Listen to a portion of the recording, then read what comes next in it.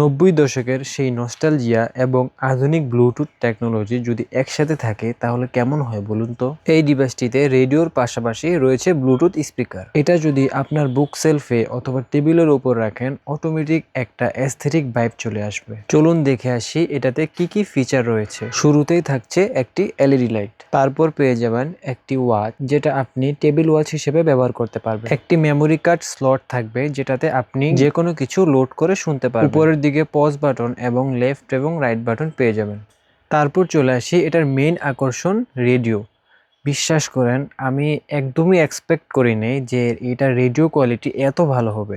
এটাতে আপনারা পেয়ে যাবেন FM, AM এবং SW।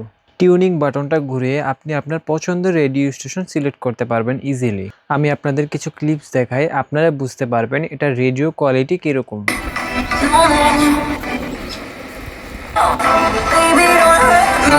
আমার আবার হাসতেছে।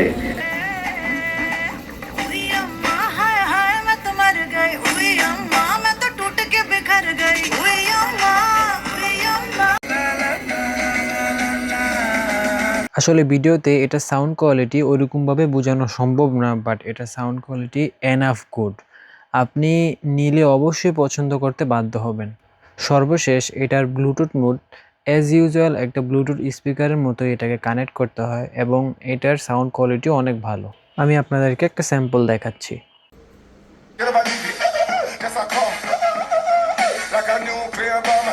এই হলো এটার বিস্তারিত রিভিউ। এটার কোয়ালিটি আমার কাছে অনেক ভালো লেগেছে পার্সোনালি, কারণ স্পেশালি এটার রেডিও কোয়ালিটিটা অনেক ভালো। সর্বশেষ এটাকে চার্জ দেওয়ার জন্য USB টু Type-C একটা কেবল দেওয়া থাকবে, যেটাকে আপনারা যে কোনো অ্যাডাপ্টার দিয়ে চার্জ দিতে পারবেন। এটার বিস্তারিত আমরা ওয়েবসাইটে আপলোড করে দিয়েছি, এখনই চেক করে আসুন অথবা আমাদের ইনবক্স করুন।